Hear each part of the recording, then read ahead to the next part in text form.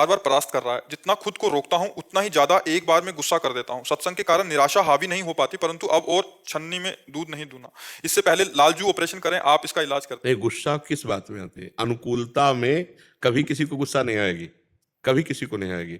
जब प्रतिकूलता आती है तब गुस्सा आती है।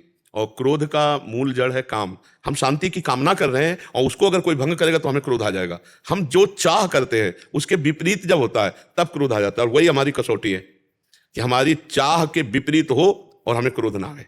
यही हमारी कसौटी है। हमारी कसौटी है कि जैसे हमको कोई विदेशी भाषा में हमको गाली दे, जो हम भाषा नहीं जानते, तो हम केवल देखते रहेंगे, मुस्कुराते रहेंगे, कुछ बोल रहा है। और जब हमारी भाषा में हमको गाली दे और हम वैसे ही मुस्कुरावें, तब माना जाएगा कि अध्यात्म का ज्ञान आपको है, अध्यात्म का ज्ञान है। तो हम क्रोध, वैसे प्रवचन करना सरल है लेकिन जीवन में उतारना कठिन है। जब प्रतिकूल परिस्थिति हो और फिर हम क्रोध ना करें, उस समय विचार करें तो अध्यात्म सही चल रहा है। लेकिन उस समय वो विषय हमको आकृष्ट कर लेता है और हम भूल जाते हैं कि हम अध्यात्म के पथिक हैं और हम गुस्सा कर बैठते हैं। फिर बाद में हमको पश्चाताप होता है। हम अगली बार के लिए तैयार हों कि हे भगवान, अब अवसर मिलेगा तो आपकी कृपा बल से हम मुस्कुराएंगे, क्रोधित नहीं होंगे। अगर फिर गुस्सा हो जाते हैं तो फिर हम प्रायश्चित करें कि आज हम जो क्रोध किए उसके लिए आज उपवास करेंगे, और अब अगली बार क्रोध आएगा तो हम कोशिश करेंगे कि हमें गुस्सा ना आए। धीरे धीरे आप क्रोध पर विजय प्राप्त कर लेंगे। धीरे धीरे आप इस पर धीरे से चलिए, अपने ऊपर भी गुस्सा मत होइए। ये बहुत शांति से चलने वाला मार्ग है। अध्यात्म मार्ग बहुत शांत मार्ग है। इसमें उद्दंडता नहीं कि यार हमें गुस्सा क्यों आ गया, हम अपने को पीटने लगे, अपना कोई अहित करने लगे। नहीं नहीं नहीं, इसके लिए भी शांत रहें। क्योंकि इस शरीर को पीड़ा देने से, जैसे सांप अंदर बांबी के बैठा है बिल के और ऊपर लाठी चलाओ तो कोई फर्क पड़ेगा क्या? सांप पे तो कोई फर्क नहीं पड़ेगा। तो जो तुम्हें क्रोध दिलाया वो अज्ञान तो अंदर बैठा हुआ है, आप शरीर को पीड़ा देते, उससे फर्क क्या पड़ेगा?